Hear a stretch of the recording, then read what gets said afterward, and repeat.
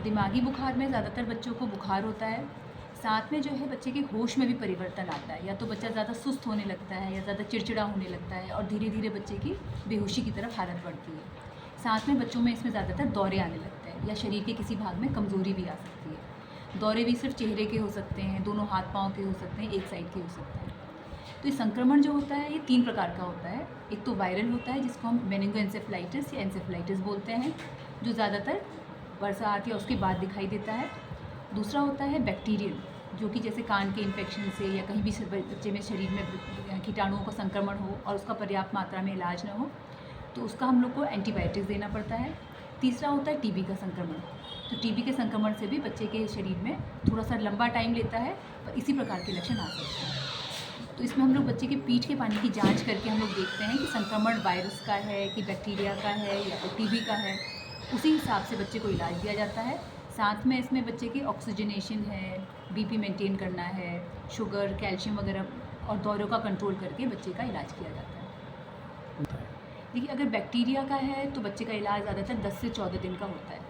तो उसमें हम लोग कोई कोताही नहीं बरतते हैं, क्योंकि इसमें जो हम लोग कोई भी बच्चे को एंटीबायोटिक देते हैं उसका कुछ प्रतिशत ही दिमाग में जाता है, तो इसका पूरा कोर्स करना ज़रूरी होता है। आधा अधूरा कोर्स करने से बाद में बच्चे के से बहुत सारी प्रॉब्लम्स हो सकती हैं, तो उसका पूरा ट्रीटमेंट करना पड़ता है।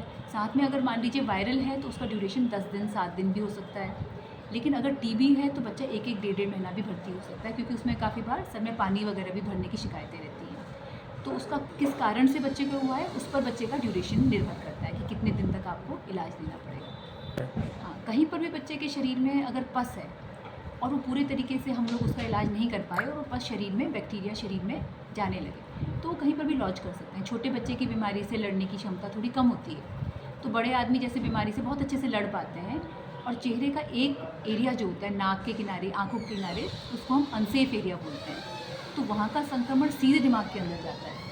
इस एरिया में कोई भी फोड़े फुंसी बच्चे के लिए जल्दी संक्रमण देते हैं। तो कान का इन्फेक्शन है या चेहरे के मध्य भाग का, आँख, कान, नाक के इस हिस्से का संक्रमण जो है, चमड़ी का भी हो, तो दिमाग में जाने की चांसेस काफ़ी ज़्यादा होती हैं। तो यह है कि बच्चों को टीकाकरण पूरा कराना चाहिए, क्योंकि अभी सरकार ने हमारा जो नेशनल इम्यूनाइजेशन स्केड्यूल है वो इतना बढ़िया बनाया है।